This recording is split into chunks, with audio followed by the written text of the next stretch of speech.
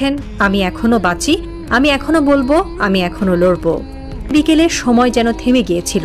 সূর্যের আলো নিস্তেজ হলেও মানুষ জ্বলছিল সাহসে, বিশ্বাসে, ভালোবাসায়। কোনো ক্যামেরা পুরোপুরি ধারণ করতে পারেনি সেই আবেগ, সেই স্পন্দন যা গোপনে তৈরি হচ্ছিল একটি জাতির হৃদয়ে। হঠাৎ করে তিনি কেঁপে উঠলেন, একটু নড়লেন, তারপর সামনে পড়ে গেলেন মঞ্চের ওপর। পুরো জনতা চিৎকার করে উঠল, স্যার, আল্লাহু আকবার, আমিরে জামায়াত। চারপাশে দৌড়াদৌড়ি শুরু হলো। ডাক্তাররা ছুটে এলেন। অক্সিজেন নেওয়া হবে কি না এই চিন্তার মধ্যেই আবার উঠে বসলেন তিনি।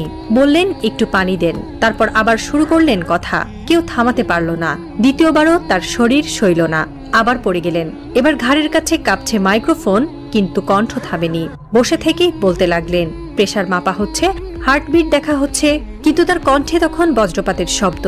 যতদিন হায়াত আছে লড়ব, থামব না। এর দৃশ্য যেন কল্পকাহিনীর মতো। মঞ্চের উপর একজন নেতা পড়ে আছেন, ডাক্তাররা চেষ্টা করছেন তাকে সারাতে, কিন্তু তিনি বসেই বলছেন, আমি এখনো বাঁচি, আমি এখনো বলবো, আমি এখনো লড়ব।